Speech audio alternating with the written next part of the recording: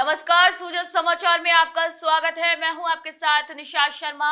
खबरों की शुरुआत करेंगे, लेकिन उससे पहले एक नजर इस वक्त की हेडलाइंस पर। सीएम श्री भजनलाल शर्मा ने की केंद्र सरकार की सराहना। बोले, प्रधानमंत्री श्री नरेंद्र मोदी के दूरदर्शी नेतृत्व में भारत ने रक्षा क्षेत्र में की है अभूतपूर्व प्रगति। जोधपुर जिले में विकसित कृषि अभियान के तहत सैकड़ों किसानों को दी गई आधुनिक कृषि की जानकारी। किसानों ने जताया भजनलाल सरकार का आभार। बीकानेर में केंद्रीय मंत्री अर्जुन राम मेघवाल की अध्यक्षता में दिशा समिति की बैठक। जल जीवन मिशन और अन्य योजनाओं की हुई समीक्षा।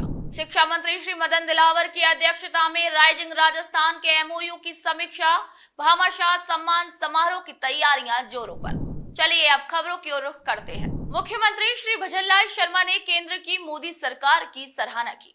सीएम ने अपने एक्स अकाउंट पर लिखा कि माननीय प्रधानमंत्री श्री नरेंद्र मोदी जी के दूरदर्शी नेतृत्व में बीते 11 वर्षों के दौरान रक्षा क्षेत्र में अभूतपूर्व प्रगति हुई है। रक्षा उत्पादन, तकनीकी नवाचार और रणनीतिक साझेदारियों के क्षेत्र में भी भारत ने वैश्विक मंच पर अपनी एक विशिष्ट पहचान बनाई है। मुख्यमंत्री जी ने लिखा कि रक्षा से राष्ट्र निर्माण तक भारत हर मोर्चे पर मजबूत हुआ है। मुख्यमंत्री श्री भजनलाल शर्मा ने नागौर जिले के टहला गांव पहुंचकर राजस्थान धरोहर प्राधिकरण के अध्यक्ष श्री ओंकार सिंह लखावत की धर्मपत्नी के निधन पर शोक संवेदनाएं व्यक्त की।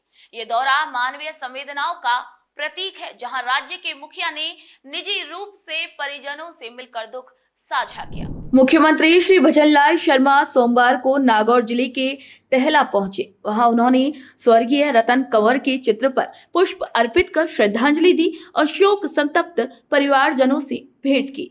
मुख्यमंत्री जी ने दिवंगत आत्मा की शांति के लिए प्रार्थना की और परिजनों को इस कठिन घड़ी में संबल प्रदान करने की कामना की। इसी अवसर पर कई जनप्रतिनिधि और प्रशासनिक अधिकारी भी मौजूद रहे। चलिए अब बात करते हैं जोधपुर की, जहां कृषि क्षेत्र में नवाचार और वैज्ञानिक तकनीकों को जन जन तक पहुंचाने के लिए विकसित कृषि अभियान की शुरुआत की गई है। आपको बता दें कि सोमवार को धवा, पीपाड़ सिटी और तीवरी ब्लॉक में 1406 किसानों ने इन कार्यक्रमों में भाग लेकर नई तकनीकों को जाना। जोधपुर के 9 गांवों में आयोजित इन कार्यक्रमों में किसानों को खरीफ फसलों की नवीन किस्में, मृदा स्वास्थ्य कार्ड आधारित फसल चयन, संतुलित उर्वरक उपयोग जैसे महत्वपूर्ण विषयों पर प्रशिक्षित किया गया। कृषि विज्ञान केंद्र जोधपुर और काजरी के वैज्ञानिकों ने एक पेड़ मां के नाम अभियान के तहत पौधारोपण किया और पर्यावरण संरक्षण पर बल दिया। किसान जागरूकता की ये पहल राज्य के कृषि विकास को एक नई दिशा देने में सहायक सिद्ध हो रही है।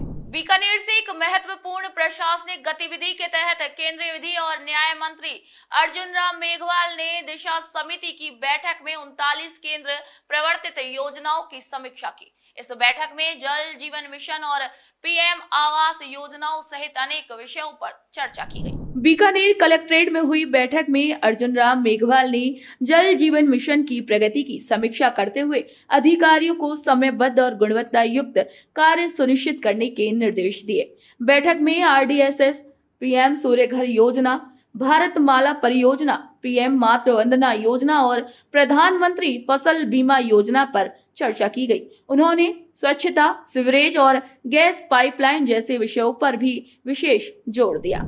और अब रुख करते हैं शिक्षा क्षेत्र की ओर, जहां सोमवार को शिक्षा मंत्री श्री मदन दिलावर की अध्यक्षता में राइजिंग राजस्थान के तहत हुए एमओयू की समीक्षा बैठक हुई है। इसके साथ ही 28 जून को आयोजित होने वाले राज्य स्तरीय भामाशाह सम्मान समारोह की तैयारियां भी जोरों पर चल रही हैं।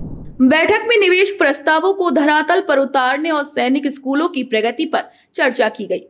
शिक्षा मंत्री ने बोर्ड परीक्षा में उल्लेखनीय प्रदर्शन करने वाले विद्यार्थियों और भामाशाहों के योगदान को प्रचारित करने की बात कही। भामाशाह सम्मान समारोह में 2 श्रेणियों में राज्य के समर्पित दानदाताओं को भी सम्मानित किया गया। चलिए और अंत में बात कर लेते हैं जल संरक्षण की, जहां मुख्यमंत्री के निर्देशों पर शुरू हुआ वंदे गंगा जल संरक्षण जन अभियान अब जन भागीदारी आंदोलन का रूप ले चुका है। जी हां, जयपुर जिले में प्रतिदिन विभिन्न आयोजन हो रहे हैं, जिनमें आम जन बढ़ चढ़कर हिस्सा ले रहे हैं। सोमवार को मुंडोता गांव में फार्म पॉन्ड का उद्घाटन हुआ, जहां जिला प्रमुख रमा चोपड़ा और कलेक्टर डॉक्टर जितेंद्र सोनी ने पौधारोपण किया। सांभर लेक में फल वाटिका और रिचार्ज शाफ्ट का शुभारंभ हुआ। मंगलवार को जिले के कई उपखंडों में रात्रि चौपाल कार्यक्रम भी आयोजित किए जाएंगे, जिनमें जल संरक्षण की विधियों की जानकारी दी जाएगी।